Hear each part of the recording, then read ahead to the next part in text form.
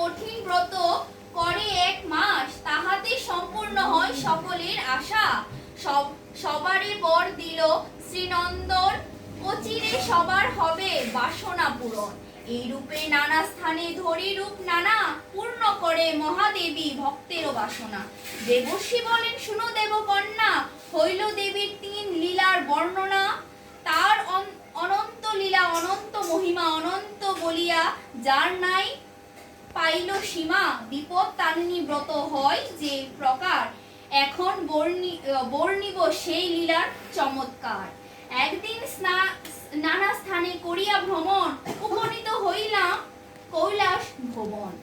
দেখিলাম হরগরি বসিয়া এক আসনে, নানাবিধ তত্ত্ব কথা করে আলাপনে। হেনকালে পদ্মা আসি জিজ্ঞাসিল মায়, বলো দেবী কি কারণে সকলে তোমায় বিপদ তারিণী নামে অভিহিত করে। তোমাকে পূজায় কার দুঃখ গেল দূরে। পদ্মার মুখে প্রশ্ন শুনি ভগবতী বলিতে লাগিল তবে শুকরে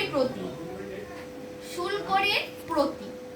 দেখো না পদ্মা মোর দাসী প্রদান, কৃপা করি প্রশ্নের কর উত্তর প্রদান। শ্রীমুখে করিল যার শঙ্কর বর্ণন, বলিতেছি তাহা সবে করহ শ্রবণ।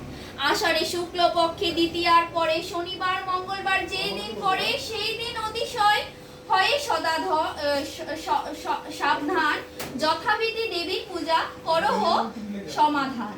পূর্ব দিনে হবিষ্যন্ন করি যথারীতি, পরদিন শুদ্ধভাবে ব্রতেরও হবে ব্রতী। সফল পল্লব দিয়া ঘটের উপর, সংকল্প করিয়া ঘট স্থাপন তারপর।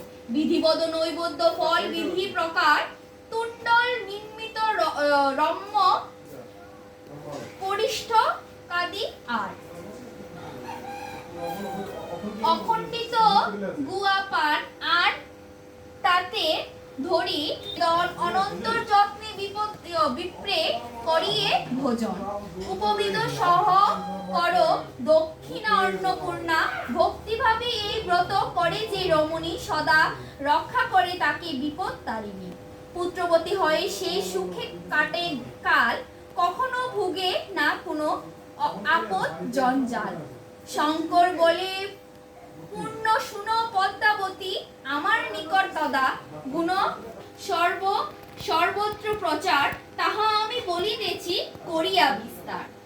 সত্যক্রম নাম তার, বিপদ নিপতি সতী সাবিত্রী পত্নী, তার নাম গুণবতী।